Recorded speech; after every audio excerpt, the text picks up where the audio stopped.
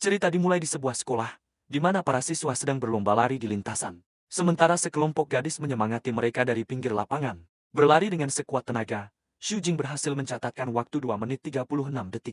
Sontak, semua gadis di tim pemandu sorak langsung kelepek-kelepek, berteriak histeris untuk senior mereka. Sambil menyiramkan sedikit air ke tubuhnya, sang protagonis membuat para gadis semakin terpesona oleh ketampanannya. Seorang siswi kemudian menghampirinya sambil membawa handuk untuk mengelap keringatnya. Dan dia dengan ramah berterima kasih padanya. Merasa sangat senang karena hadiahnya diterima. Gadis itu langsung lari terbirit-birit dengan wajah memerah. Sesaat kemudian, sebuah notifikasi sistem muncul di hadapan sang protagonis, memberitahukan bahwa dia mendapatkan pengalaman berlari. Dia menyadari pengalamannya melonjak 20 poin, sedikit lebih banyak dari biasanya. Tiba-tiba saja, notifikasi lain muncul di hadapannya, yang menyatakan pesonanya telah meningkat sebesar 45. Sambil melirik ke arah kerumunan yang memujanya, dia bergumam tentang bagaimana skill tak berguna ini naik level terlalu cepat. Tanpa diduga, sebuah energi hijau mulai terkumpul di tangan Xu Jing. Hal itu pun membangkitkan rasa penasarannya. Energi ini dengan cepat terwujud menjadi bola kecil yang bersinar, yang berada di telapak tangannya. Pandangannya kemudian beralih ke sekelompok perundung di seberang lapangan, membuatnya bertanya-tanya apa yang sedang terjadi. Salah satu dari perundung itu menatapnya dengan tatapan mengancam. Jelas-jelas mencoba mencari gara-gara. Tepat pada saat itu, temannya berlari menghampiri, menanyakan situasi yang terjadi dan apakah dia mengenal jagoan itu. Dengan ekspresi panik, temannya menunjuk ke arah sana, dan akhirnya mengenali orang yang berdiri di sana. Itu kan preman nomor 1 sekolah, Pei Guang. Jelas temannya, sambil bertanya-tanya kenapa dia bisa berurusan dengan orang seperti itu. Temannya bertanya apakah ini lagi-lagi karena masalah perempuan, dan menyuruhnya untuk berhenti menerima hadiah dari mereka. Namun, Xu Jing mengabaikan peringatan itu, sambil melempar handuk itu kembali ke temannya tanpa peduli. Temannya bersikeras bahwa Pei Guang bukanlah orang yang bisa diajak main-main. Tetapi sang protagonis hanya berkata bahwa dia akan pergi berolahraga. Xu Jing kemudian menambahkan bahwa meskipun berolahraga mungkin tidak ada gunanya bagi orang lain. Dia tersenyum, menegaskan bahwa dirinya adalah kasus yang berbeda. Dia dengan percaya diri mengepalkan tangannya, menyatakan bahwa baginya, segalanya bekerja dengan cara yang berbeda. Protagonis kita teringat kembali kejadian 1 bulan lalu, saat ia secara misterius tiba di sebuah dunia yang hampir identik dengan bumi. Ia datang dengan bekal sebuah panel yang akan memberinya hadiah atas setiap usahanya dan kerja kerasnya dengan poin status. Baginya, kerja keras tak akan pernah sia-sia dan selalu membuahkan hasil. Selama ia berlatih dengan tekun, ia bahkan bisa membuka kemampuan-kemampuan baru. Meskipun latihan hariannya sangat bermanfaat, energi yang terkuras dari tubuhnya juga luar biasa besar. Hal ini terlihat jelas saat ia membuka kulkasnya dan mendapati isinya benar-benar kosong melompong. Tapi ia tidak memaksakan diri sekeras ini hanya untuk pamer. Ia punya tujuan yang jauh lebih besar dalam benaknya. Saat melangkah keluar ke jalanan, sang protagonis menjelaskan bahwa area ini adalah lingkaran metropolitan kelima. Kota ini terbagi menjadi sisi dalam dan sisi luar. Semakin dalam kau memasukinya, maka akan semakin makmur wilayahnya. Dengan sisa waktu setengah tahun sebelum kelulusan, ia dihadapkan pada pilihan krusial tentang masa depannya. Setibanya di toko, kasir memberitahunya bahwa total belanjaannya adalah 210, yang membuatnya terperangah melihat harganya. Karena dihadapkan dengan harga yang mahal, ia pun mulai mengembalikan beberapa barang ke keranjang agar bisa membayar sisanya. Sambil berjalan pulang, ia menggerutu karena harga 5 butir telur saja mencapai 30, dan menganggap ekonomi di dunia ini sudah gila. Tiba-tiba, sebuah kehadiran aneh membuatnya waspada, dan ia pun langsung memasang kuda-kuda. Seekor kucing hitam muncul entah dari mana, mengeong dan membuatnya lengah. Kucing itu kemudian ambruk secara dramatis, membuatnya bertanya-tanya apakah ia sedang dikerjai oleh seekor kucing. Hewan kecil itu tergeletak tak bergerak di tanah, membuat pahlawan kita benar-benar kebingungan. Sambil berjongkok untuk melihat lebih dekat, ia menyadari bahwa makhluk kecil itu dipenuhi luka. Saat terbaring di tanah, kucing itu mulai berbicara, meratapi nasibnya karena tak pernah menyangka dunia kucing liar ternyata begitu kejam. Mendengar hal ini, sang protagonis benar-benar terperangah, dan tak percaya kalau seekor kucing barusan benar-benar bicara. Saat melihat lebih dekat, ia melihat sebuah cincin emas yang aneh di ekor kucing itu, yang langsung memicu rasa penasarannya. Dengan lembut ia memegang ekor makhluk itu, untuk memeriksa benda misterius tersebut, dan bertanya-tanya benda apakah itu. Tiba-tiba saja, cincin itu mulai bersinar terang, bersamaan dengan sebuah notifikasi yang mengumumkan deteksi zat suci. Zat suci itu kemudian diserap, seiring dengan munculnya sebuah penjelasan bahwa planet ini bernama Bintang Bumi. Di sini, 287 tahun yang lalu, sesosok makhluk yang dikenal sebagai dewa lenyap pada hari yang menentukan itu. Setiap manusia di Bintang Bumi menyaksikan pemandangan akbar itu dengan mata kepala mereka sendiri. Semua mata tertuju ke langit, terpukau oleh hujan meteor yang mengguyur mereka. Sejak saat itu, para dewa telah tiada dan umat manusia menempuh jalannya sendiri. Cahaya ilahi ini tersebar ke seluruh penjuru dunia, mengubah kehidupan semua orang untuk selamanya. Protagonis kita menyatakan dengan senyum penuh percaya diri bahwa suatu hari nanti ia akan berjuang untuk menjadi dewa. Beberapa saat kemudian, kembali di apartemennya, kita melihat ia memutuskan untuk membawa pulang anak kucing yang terluka itu. Pria muda itu menawarkan semangkuk makanan kering kepada si kucing, dengan harapan kucing itu akan memakannya. Yang mengejutkannya, hewan itu malah membuang muka dengan tatapan penuh penghinaan, menolak makanan tersebut. Merasa kesal, pria muda itu bertanya, "Kau ini kucing liar, bukankah seharusnya kau makan apa saja yang bisa kau dapatkan?" Si kucing itu sekali lagi merenungkan betapa kejamnya dunia para kucing liar. Menyaksikan tingkah laku ini, pahlawan kita mulai curiga bahwa ini bukanlah kucing biasa. Dengan sebuah ide yang terbentuk di benaknya, ia melangkah dengan pasti menuju dapur. Untuk mengambil sesuatu, ia kembali dengan sebilah pisau dapur yang besar. Membuat niatnya yang tidak ramah menjadi jelas. Tapi alih-alih menyakiti makhluk kecil itu, ia malah mulai memasak, bahkan mendapatkan poin pengalaman kuliner. Protagonis kita terus memasak seperti seorang ahli, tingkat keahliannya meningkat di setiap gerakan. Ia lalu menyajikan semangkuk nasi daging babi dan bertanya pada si kucing apakah sekarang mau makan. Begitu melihat hidangan itu, mata si kucing langsung berbinar dan air liurnya menetes. Kucing itu jelas menyukai hidangannya. Xu Jing menyadari firasatnya benar, dan menyimpulkan bahwa kucing itu adalah manusia yang berubah wujud. Ia yakin, transformasi itu berhubungan dengan cincin emas yang melingkar di ekor hewan tersebut. Tiba-tiba, sistemnya mengumumkan bahwa penyerapan keilahian telah selesai. Membuka sebuah skill baru, layar memberinya perintah, aktifkan kemampuan. Dan bagi pahlawan kita, jawabannya sudah sangat jelas. Dengan tatapan mantap, ia membuat pilihannya tanpa ragu, memilih heist. Sebuah cahaya yang menyilaukan seketika berkilat, saat sistem mengonfirmasi bahwa kemampuan Dual Life telah berhasil diaktifkan. Sesaat kemudian, sebuah api emas kecil berkelip-kelip di telapak tangannya. Hal itu membuatnya terpesona. Sistem menjelaskan bahwa dia kini memiliki 2 nyawa, yang memungkinkannya untuk kembali 7 hari setelah dikalahkan. Protagonis kita benar-benar syok saat membaca bahwa dia sekarang dianugerahi total 2 nyawa. Dia nyaris tak bisa mencernanya. Kesempatan hidup kembali setelah 7 hari dengan cooldown hanya 3 bulan. Ini seperti memiliki armor kebangkitan, pikirnya dalam hati. Sebelum kemudian penasaran dengan skill aktifnya. Akan tetapi, sistem memberitahunya bahwa skill aktif tersebut saat ini masih terkunci dan juga membutuhkan divinity untuk membukanya. Dia melemparkan senyum jahil ke arah kucing itu, sambil mempertimbangkan untuk menyedot lebih banyak energinya. Tapi saat dia melihat lebih dekat, dia menyadari tubuh hewan kecil itu dipenuhi dengan bekas luka. Melihat hal ini, dia pun memutuskan akan terlalu kejam untuk menguras energi lagi dari makhluk yang begitu terluka. Pemuda itu bertekad untuk mencari cara lain, sambil dengan lembut mengelusi kucing yang kini tampak puas dengan perut kenyangnya. Kucing itu mengeong dengan imut, tapi sang protagonis tahu dia tidak bisa membiarkan masalah ini begitu saja. Dia memutuskan untuk pergi keluar dan mencari petunjuk tentang divinity, meninggalkan si kucing sendirian. Dengan begitu, dia pun pergi dari apartemennya, membiarkan kucing kecil itu sendirian dalam kegelapan. Tepat saat pintu tertutup rapat, ekspresi hewan itu berubah menjadi tatapan mengancam. Kucing itu berdiri diam di ruangan yang gelap. Mata hijau terangnya memindai keadaan di sekelilingnya. Adegan beralih ke jalanan kumuh di lingkar luar, menyoroti kesenjangan di kota tersebut. Diceritakan bahwa bagi mereka yang tinggal di lingkar luar, tingkat kesulitan untuk masuk ke lingkar dalam saja sudah tidak masuk akal. Bahkan jika mereka berhasil masuk, biaya masuknya sangatlah mahal, bahkan bisa dengan mudah membuat sebuah keluarga kecil bangkrut. Akan tetapi, yang tidak disadari oleh kebanyakan orang adalah adanya cara lain untuk mencapai hal ini. Xu Jing tahu bahwa dengan menjadi seorang seniman bela diri, semua masalah ini akan lenyap begitu saja. Tiba-tiba, seorang pria botak yang bersenjatakan pentungan memanggilnya dari belakang, yang jelas-jelas sedang mencari gara-gara. Berbalik dengan tatapan dingin, protagonis kita bertanya, "Ada perlu apa?" Si preman menyeringai, "Kau adalah target bosku, Peo Guang. Habislah riwayatmu hari ini." Tanpa gentar, pahlawan kita dengan tenang bertanya yang mana saudara yang dimaksud oleh preman itu. Dalam sekejap mata, dia langsung melesat ke depan, menumbangkan beberapa preman dengan kecepatan kilat. Para berandalan yang tersisa pun dibuat tertegun. Dia bahkan hampir tak bisa mencerna apa yang baru saja terjadi. Tak membuang sedetik pun, dia langsung berputar dan mendaratkan bogem mentah tepat ke muka salah satu preman di sana. Hantaman itu membuat si preman terlempar ke belakang, mukanya langsung memerah padam dan dia bahkan sampai ngiler karena efeknya. Usai melancarkan serangan cepat itu, sang pemuda membuka telapak tangannya, membiarkan beberapa benda kecil jatuh ke tanah.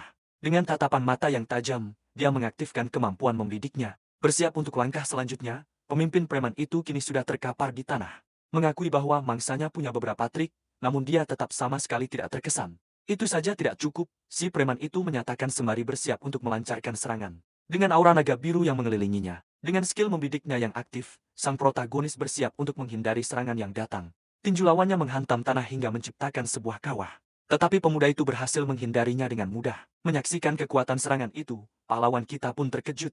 Dia sampai berpikir apakah itu barusan adalah sebuah jurus bela diri. Si berandal itu berbalik, memuji kelincahan bocah itu karena berhasil menghindari pukulan sekuat itu. Xu Jing merasa senang, karena tahu kalau Peo Guang menggunakan ilmu bela diri. Ini membuatnya tak perlu repot-repot mencari lagi. Dia mendekati salah satu pria yang terkapar dan menuntut agar orang itu memberitahunya semua yang dia ketahui dengan tatapan mengancam. Pemuda itu memperingatkan, kalau kau tidak mau bekerja sama, aku tidak akan menunjukkan belas kasihan sedikit pun. Sesaat kemudian, preman itu terlempar menghantam dinding di dekatnya, lalu ambruk tak berdaya. Sang protagonis perlahan-lahan mendekati pria yang terkapar itu, semakin menambah tekanan dan rasa takut. Karena ketakutan, si preman dengan cepat menyerah, berjanji akan memberitahukan apapun yang ingin dia ketahui. Pahlawan kita sedikit tersenyum, berpikir kalau pria itu ternyata tidak sekuat yang dia tunjukkan di awal. Akan tetapi, preman lain yang sedang menunggu kesempatan mengungkapkan kalau dia hanya punya satu jurus itu saja, dan langsung menyerang dengan sekuat tenaga. Pria itu menyerbu maju dengan tatapan penuh tekad yang ganas, siap untuk menghabisi sang protagonis. Sistemnya pun mengaktifkan sebuah skill tempur, karena menurutnya menghadapi seniman bela diri level begini adalah perkara gampang. Preman itu, yang sekarang ketakutan setengah mati, memohon para kakak Jing untuk tidak memukulnya lagi dan mengampuni nyawanya. Sambil tersenyum, pahlawan kita menanyakan tentang pukulan yang digunakan musuh dalam serangan sebelumnya. Pria itu menjelaskan bahwa itu adalah tenaga dalam, sebuah teknik yang mengumpulkan energi dari dalam tubuh. Saat sang protagonis bertanya bagaimana cara melatihnya, pria itu mengklaim hanya tahu dasar-dasarnya dan memohon ampun. Sambil mengepalkan tinjunya, sang protagonis bertanya dengan tegas, "Kau pura-pura bego denganku. Aku sudah dengar desas-desis tentangmu," tambahnya, membuat si perundung menangis dan menyangkal semuanya. Untuk menghindari hajaran lagi, pemuda itu pun memperingatkan bahwa jika dia tidak kapok, dia akan kena gap setiap kali mereka berpapasan. Dia memerintahkan pria itu untuk menulis surat permintaan maaf dan membacakannya sebanyak 10 kali. Di depan seluruh kelas besok, si berandalan itu pun buru-buru setuju, dan Xu Jing mendapatkan awal yang beruntung, sambil merekam untuk memastikan perintahnya diikuti.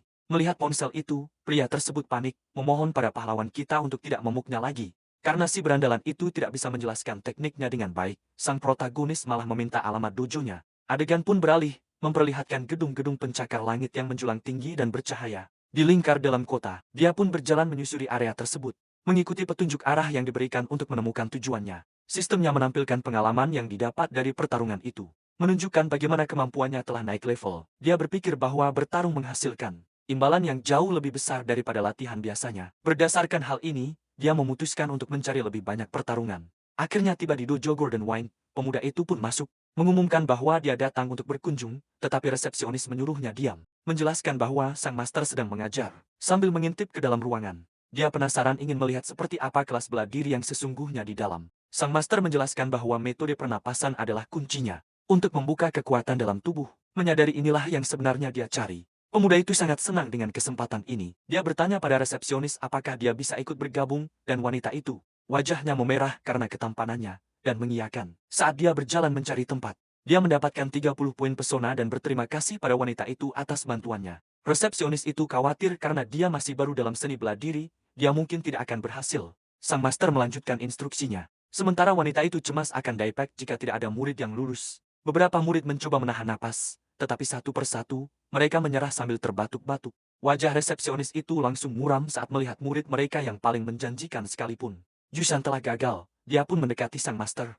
memohon tambahan beberapa hari untuk menemukan bakat yang cocok. Wanita itu terus memaksa dengan putus asa, tapi sang master seolah mengabaikannya dan berjalan melewatinya. Dengan tajam dia berkata, "Diam," dan menunjuk ke arah pahlawan kita yang masih bertahan dengan kuat. Sang protagonis menghitung mundur detik-detik terakhir dalam benaknya, merasakan oksigen yang luar biasa di paru-parunya. Dia merasakan kayak sejati mengembang di dalam tubuhnya, sebuah tekanan yang terasa seperti akan meledak. Saat waktu habis, dia menghembuskan napas dan sistemnya memberinya notifikasi. Kemampuan tenaga dalam diaktifkan. Sang master mendekati murid itu dan bertanya bagaimana keadaannya. Setelah latihan, sementara tubuhnya dikelilingi oleh aura biru samar, pemuda itu menjawab bahwa dia merasa sangat segar dan bertenaga. Sang master dan resepsionis girang bukan main. Mereka langsung mencoba meyakinkannya untuk bergabung dengan dojo mereka. Tanpa peringatan, sesosok makhluk aneh menerobos masuk melalui pintu dojo, menyerbu ke dalam ruangan. Monster itu pun menerjang ke depan, menyerang seorang murid dan membuatnya terpental jauh akibat benturan itu. Makhluk raksasa mirip serangga itu mengeluarkan pekikan, berdiri di atas tubuh murid yang tergeletak. Semua orang di ruangan itu membeku karena kaget dan ketakutan. Melihat kemunculan tiba-tiba makhluk itu, semuanya keluar sekarang, perintah sang master, sambil menyuruh manajer untuk mengordinasikan evakuasi. Monster itu kemudian menolehkan kepalanya, mata merahnya yang menyala, mengunci target pada murid-murid yang tersisa dalam sekejap mata. Makhluk itu menerjang ke arah resepsionis, siap untuk menyerang. Tepat di detik terakhir, Xu Jing menariknya menyingkir, menyelamatkannya dari serangan maut tersebut. Keduanya terjatuh ke lantai saat monster itu melesat melewati mereka. Serangannya meleset total. Sang resepsionis, dengan wajah memerah, berterima kasih padanya. Sambil diam-diam berharap dia bisa selamanya berada dalam pelukannya.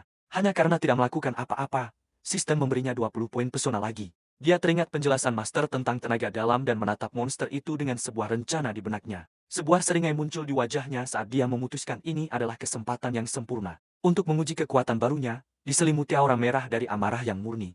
Makhluk itu menerjang ke arahnya, tapi protagonis kita tetap berdiri teguh di posisinya. Melancarkan pukulan kuat tepat di tengah-tengah tubuh monster aneh itu. Kekuatan pukulan itu menciptakan gelombang kejut, dengan keras menghantam monster itu hingga terpental ke belakang. Dia bertanya-tanya apakah makhluk ini setangguh kecoa, yang bisa menahan beban 300 kali berat tubuhnya sendiri. Jika begitu, pikirnya, aku harus memfokuskan seluruh kekuatanku ke dalam satu titik untuk mengakhiri ini. Dengan pemikiran itu, energi emas di tubuhnya mulai berkumpul di tinjunya untuk serangan berikutnya. Pemuda itu mengaktifkan kemampuan pukulan 1 inchinya, menghantam monster itu dengan pukulan yang menghancurkan. Pukulan itu begitu dahsyat, sampai-sampai membuat makhluk itu terlempar melintasi ruangan. Berputar tak terkendali di udara. Begitu menabrak, makhluk itu meledak berkeping-keping, menyebarkan cairan hijau kemana-mana. Sambil menepis bahunya, sang protagonis berkomentar bahwa monster itu ternyata jauh lebih lemah dari kelihatannya. Sementara sang resepsionis menatapnya dengan penuh kekaguman. Sang guru khawatir tubuhnya tidak bisa menahan kekuatan sebesar itu. Tiba-tiba, papan lantai kayu di bawah kaki pemuda itu mulai retak dan hancur karena tekanan tersebut. Makhluk itu beregenerasi, tatapan mengancamnya seolah bertanya apakah dia masih ingin melanjutkan pertarungan. Tanpa gentar, pemuda itu membalas, hasilnya akan tetap sama. Tidak peduli berapa kali pun kau mencoba, meridian kainya mulai berkumpul, bersiap untuk serangan yang bahkan lebih dahsyat dari sebelumnya, dan dengan satu pukulan terakhir, dia memusnahkan monster itu untuk selamanya. Dia berdiri di sana dengan bingung, tidak yakin apa yang baru saja terjadi atau mengapa serangannya begitu merusak. Sebelum dia sempat mencernanya, monster lain muncul, bergegas ke arahnya untuk menyerang.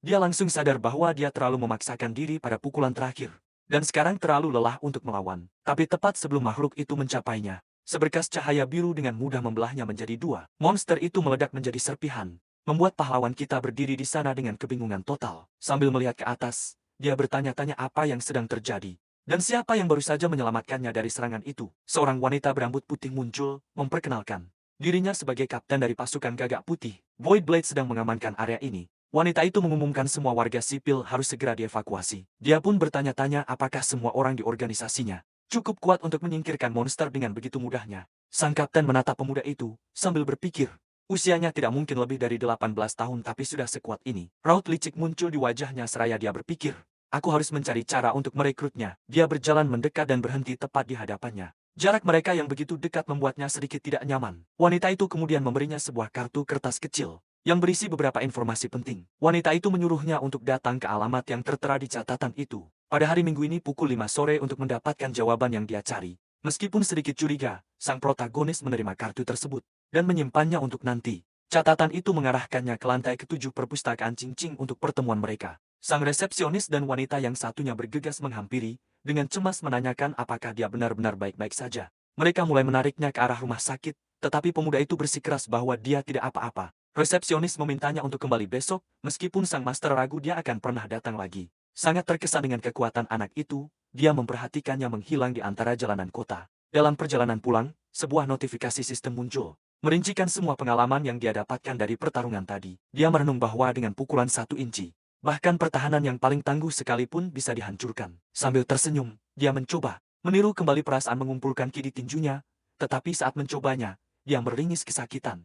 Karena ternyata hal itu sangat sulit untuk dilakukan. Peringatan sang master kembali terngiang di benaknya, dan pemuda itu memutuskan untuk beristirahat dan mencobanya lagi besok. Sambil berjalan menyusuri jalan, dia merenungkan rahasia-rahasia dunia ini, dan memutuskan untuk memeriksa alamat itu di akhir pekan. Adegan pun beralih ke jendela apartemennya, menunjukkan bahwa hari sudah larut malam. Dia memeriksa ponselnya dan melihat foto si kucing sedang mengutak-atik komputernya saat dia pergi. Berpaling ke arah hewan itu, dia menuntut, apa yang kamu lakukan di komputerku? Si kucing hanya merespons dengan mengeong polos. Tetapi pemuda itu tidak tertipu dengan aktingnya. Kita selesaikan urusan ini setelah aku tidur, ucapnya, membuat si kucing kecil kebingungan. Tanpa sepatah kata pun, dia langsung ambruk di tempat tidurnya karena kelelahan, membuat hewan itu semakin bingung. Kucing itu kemudian mencium aroma aneh di udara, dan menyadari itu adalah bau amis yang berasal dari tubuhnya. Aliran listrik terlihat menyelimuti tubuh si kucing saat ia kebingungan. Apakah pemuda itu habis berantem? Si kucing pun langsung murka dan mendeklarasikan, dia itu orangku. Gak ada yang boleh macem-macem sama dia. Setelah berkata begitu, kucing mungil itu langsung melompat ke tubuh si pemuda untuk membangunkannya, menuntut penjelasan atas apa yang terjadi. Biar aku yang balesin dendamu, seru hewan itu. Dan sang protagonis akhirnya sadar kalau si kucing ini beneran bisa ngomong. Dengan mata yang masih setengah terpejam, dia pun bergumam dalam hati. Aku udah tahu kok kalau kamu itu manusia, sembari berbalik untuk lanjut tidur. Si kucing pun memohon dengan panik, jangan pingsan dulu weh. Adegan pun beralih ke keesokan paginya. Sinar mentari pagi yang menyelinap masuk ke apartemennya akhirnya membangunkan pemuda itu. Merasa tubuhnya sudah pulih total dan langsung duduk untuk menyantap sarapan porsi besar yang lezat. Sembari makan, si kucing bertanya, jadi, kamu itu ngalahin monster?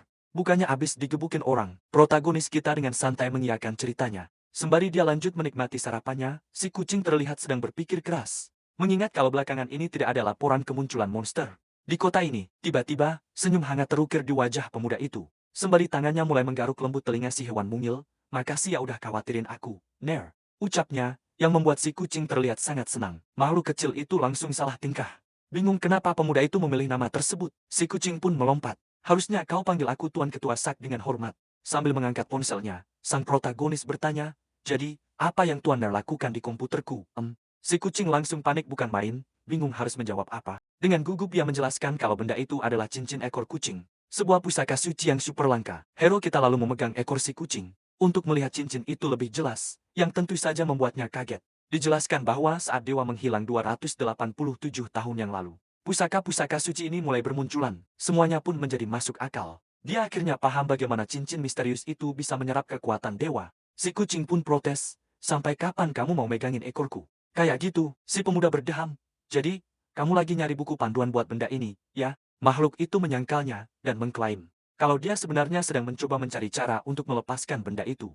Melihat si kucing akhirnya siap untuk berbagi ceritanya, sang protagonis mendengarkan dengan saksama. Kucing itu menjelaskan bahwa sek tenaga, yang terbesar di Qingqing, mengendalikan banyak sekali bisnis. Dia disergap di rumahnya sendiri, di mana seseorang memaksakan cincin itu padanya, yang memicu transformasinya menjadi seekor kucing. Sebuah kilas balik menunjukkan pemimpin sekte dikalahkan, dan roboh setelah menerima serangan mendadak. Saat aku berhasil kabur, katanya, sekteku sudah direbut oleh para sainganku. Dengan tatapan penuh amarah, kucing itu bersumpah untuk balas dendam dan melenyapkan semua musuhnya. Sang protagonis bertanya tentang langkah selanjutnya, sambil mengatakan kalau perpustakaan bukanlah sumber bantuan yang bisa diandalkan. Si kucing menyilangkan tangannya dengan percaya diri, dan mengumumkan bahwa dia sudah punya sebuah rencana. Rencananya, katanya, adalah agar pemuda ini berlatih seni bela diri dan menjadi luar biasa kuat. Dia menjelaskan bahwa begitu pemuda itu menjadi kuat, berbagai organisasi akan mencarinya, yang akan membawa petunjuk tentang relik-relik itu. Pahlawan kita hanya bisa tersenyum tipis, sambil berpikir dalam hati bahwa beberapa dari organisasi itu sudah mendatanginya.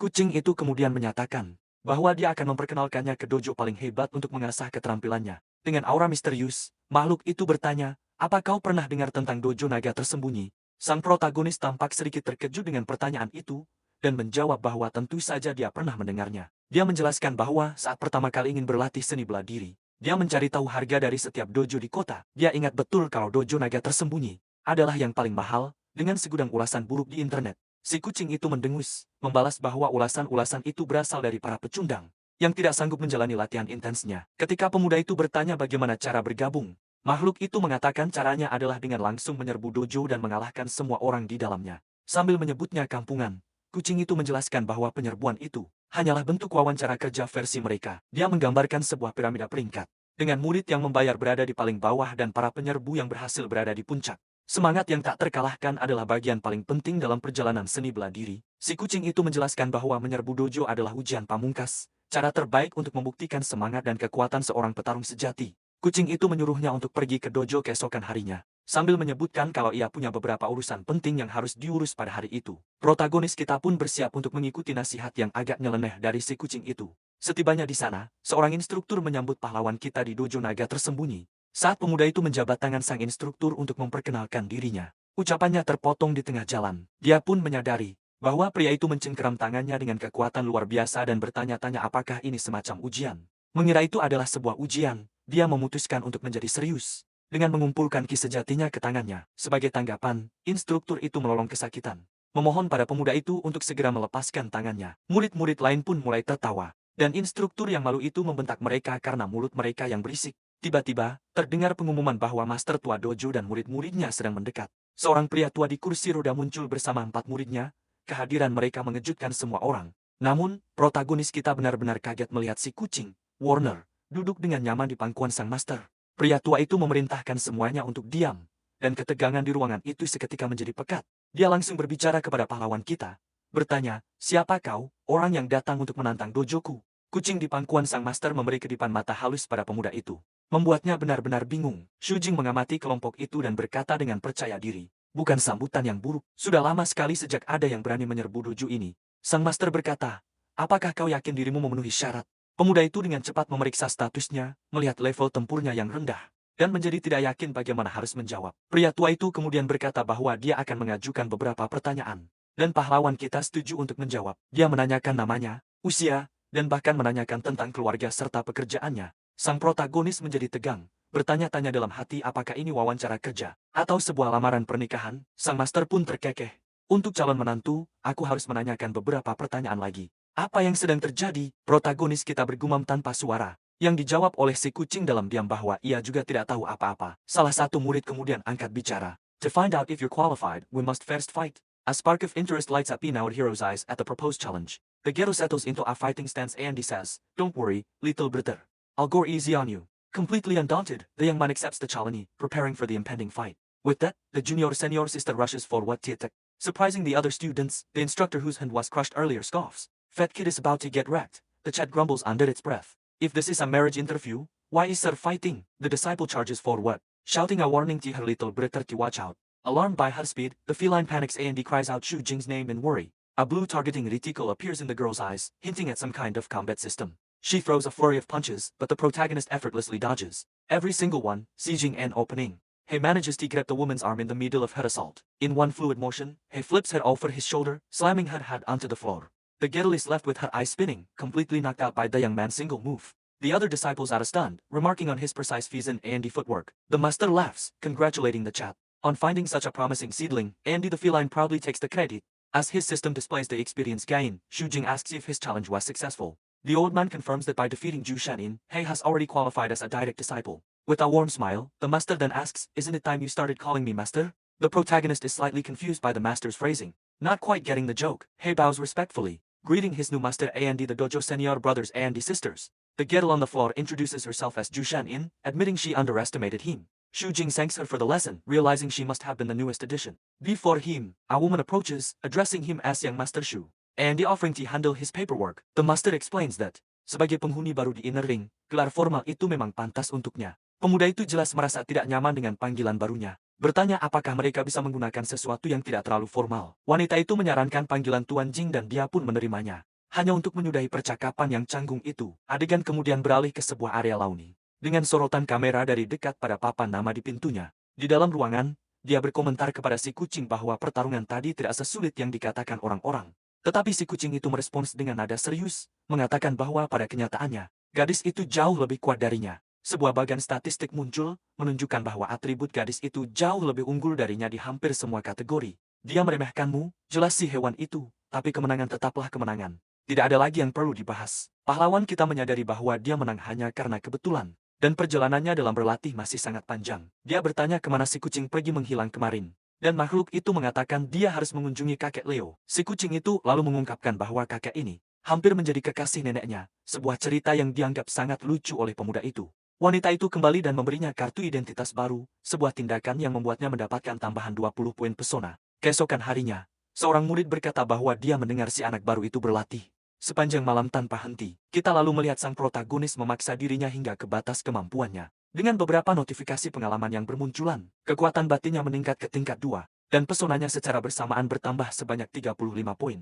Teruslah berlatih, sang guru menyemangati dari pinggir, sedikit lagi. Tetap bertahan, dengan tatapan penuh tekad, pemuda itu terus memaksakan dirinya. Menolak untuk membiarkan semua usahanya menjadi sia-sia. Sebuah cahaya keemasan kemudian menyelimuti tubuhnya. Saat sistem memberinya selamat karena telah mencapai level yang baru.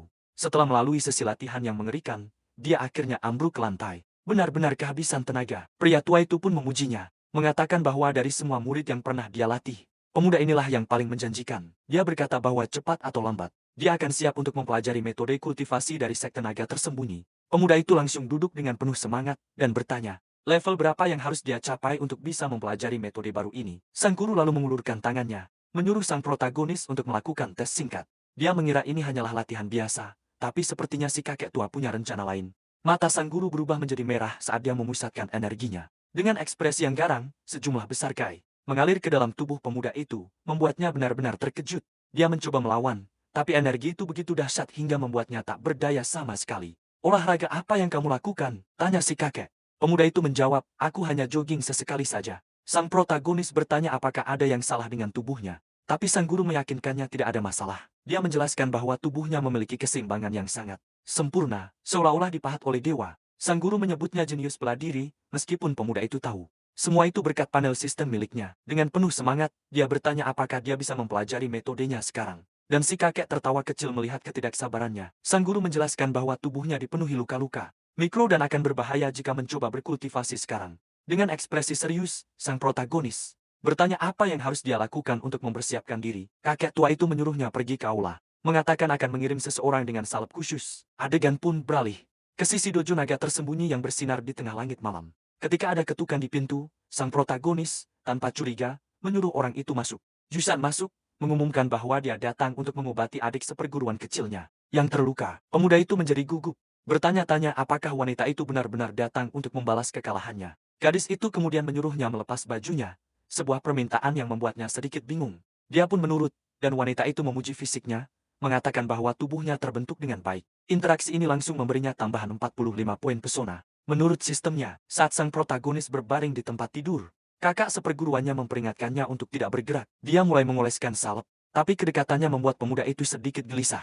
Berhenti bergerak, tegurnya, membuatnya bertanya-tanya apa yang direncanakan wanita ini. Dia mulai mengoleskan salep di dada pria itu, sambil mengakui kalau dirinya adalah orang yang sangat kompetitif. Dengan senyuman jahil, gadis itu mencondongkan tubuhnya lebih dekat lagi untuk melanjutkan perawatan spesialnya. Pria itu terkejut dengan kekuatan luar biasa di tangan gadis itu. Dan betapa kuatnya cengkeraman gadis itu. Kakak seperguruannya itu kemudian bertanya kenapa dia begitu diam. Yang membuatnya kehabisan kata-kata. Dengan canggung, pemuda itu menjawab, bukan apa-apa. Semuanya baik-baik saja selama kakak senang. Gadis itu kemudian mengakui bahwa dia ceroboh selama pertandingan mereka. Dan ingin sedikit membalas dendam dengan menggodanya. Kamu tidak marah, kan? Tanyanya, dan pertanyaan itu membuatnya mendapatkan tambahan 45 poin pesona. Sistemnya berbunyi lagi, mengkonfirmasi peningkatan poin pesonanya. Dari interaksinya dengan gadis itu, aku tidak marah, katanya. Hanya terasa sedikit perih, tapi silakan saja terus tersenyum. Wanita itu berkata kalau dia sudah selesai dengan bagian atas tubuhnya dan menyuruhnya untuk membuka celananya. Sang protagonis dengan cepat bersikeras kalau dia bisa mengurus bagian bawahnya sendiri, agar tidak merepotkan kakak seperguruannya. Gadis itu pun tertawa terbahak-bahak, mengungkapkan kalau dia hanya mengerjainya dan mengatakan kalau ekspresi pria itu terlihat sangat ketakutan. Sambil menyerahkan salepnya, wanita itu berkata kalau dia harus mengurus sisanya sendiri. Dia kemudian meninggalkan ruangan sambil bersenandung riang, meninggalkan pahlawan kita di atas ranjang dalam keadaan bingung. Saat berjalan-jalan di kota tak lama kemudian, dia berpikir, itu tadi benar-benar menakutkan.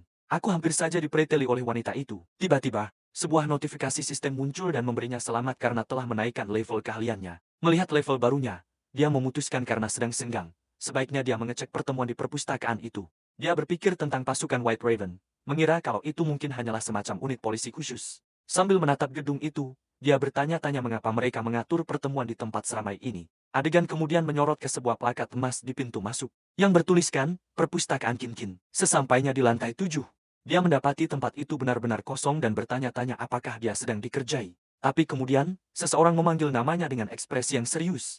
Pemuda itu berbalik untuk melihat siapa orangnya, dan seorang wanita pirang memperkenalkan dirinya. Dan dia pun langsung bertanya di mana Void Blade berada dan mengapa mereka memilih lokasi ini. Sang kapten menjelaskan bahwa wanita pirang itu adalah informannya, yang mana menjadi alasan mengapa mereka tidak jadi bertemu di stasiun. Wanita pirang itu mengaku bahwa pada awalnya dia sempat skeptis. Tapi setelah menyaksikan aksinya secara langsung, dia kini memberikan persetujuan penuh padanya. Mengambil tempat duduk di meja tersebut, wanita itu secara resmi mengajukan undangan agar sang protagonis bergabung dengan organisasi mereka. Sambil menaikkan satu kaki ke atas meja, pria itu bertanya, dan atas dasar apa aku harus menerima undangan kalian? Wanita itu hanya tersenyum dan menjawab, karena kau penasaran dengan relik ilahi yang terkenal itu, bukan? Pahlawan kita benar-benar terkejut dengan pertanyaannya. Bertanya-tanya bagaimana mungkin wanita itu bisa tahu hal tersebut. Melihat bahwa tebakannya tepat sasaran, wanita itu bertanya bagaimana sang protagonis pertama kali mengetahui tentang relik ilahi. Sang protagonis mengatakan dia tidak punya komentar. sementara pikirannya bekerja keras untuk mencari tahu latar belakang wanita ini.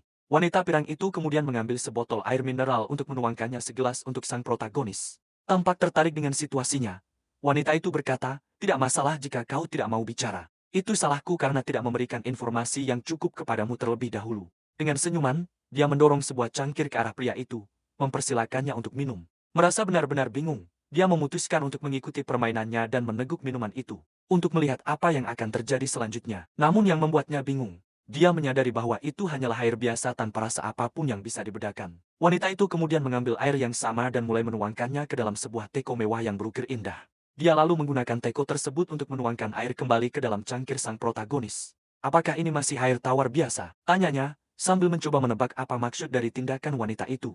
Meskipun merasa curiga, pahlawan kita memutuskan untuk mencicipi minuman itu sekali lagi. Betapa terkejutnya dia saat menemukan bahwa air itu sekarang terasa manis. Dan bertanya-tanya bagaimana hal itu bisa terjadi. Wanita pirang itu pun menjelaskan.